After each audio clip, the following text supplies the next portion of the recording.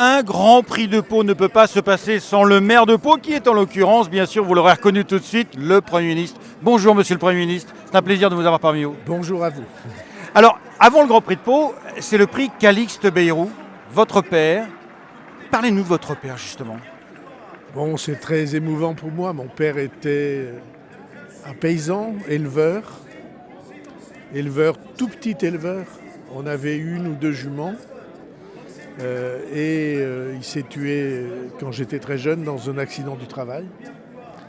Et donc pour moi, que cette course juste avant le Grand Prix porte son nom, c'est pour moi quelque chose de très précieux et un rendez-vous auquel je suis naturellement fidèle. Alors, vous l'avez du coup peu connu, je ne sais pas quel âge aviez-vous. Non, je l'ai très bien connu, j'avais 22 ans. Ah, que vous est-il transmis, que vous portez encore aujourd'hui? Oh, beaucoup de valeurs, de capacité à comprendre le monde, de s'intéresser à ce qui se passe sur la planète, être capable de comprendre ce qu'on appelle pompeusement la géopolitique, les relations entre les grands États, de suivre d'un œil généreux les mouvements de la société. Et puis, bien entendu, le rêve du cheval. Vous savez, le cheval, c'est du rêve. Hein.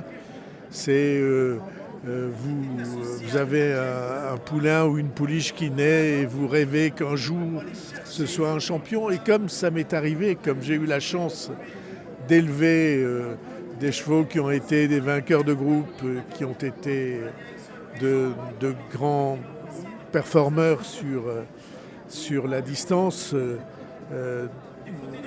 au début parce que mon ami Jean-Claude Rouget a pu ainsi me donner un regard sur les choses. Je lui adresse un salut amical s'il nous entend. C'est évidemment une partie de ma vie. Puis vous savez, comme vous savez mieux que moi, ou aussi bien que moi, c'est un virus dont on ne guérit pas. Vous avez vraiment encore le temps de vous y intéresser? Vous avez 2-3 occupations en ce moment, je crois. Oui, je suis un tout petit peu occupé, mais ça n'empêche pas de regarder les résultats et de suivre l'élevage, de regarder quels sont les étalons qui progressent et les étalons dont on pourrait attendre bien mieux. Et puis on regarde aussi les conditions économiques qui sont, comme vous savez maintenant, très très difficiles. Avant, on pouvait. Maintenant, si vous n'êtes pas banquier, si vous n'avez pas des banquiers derrière vous, c'est extrêmement difficile.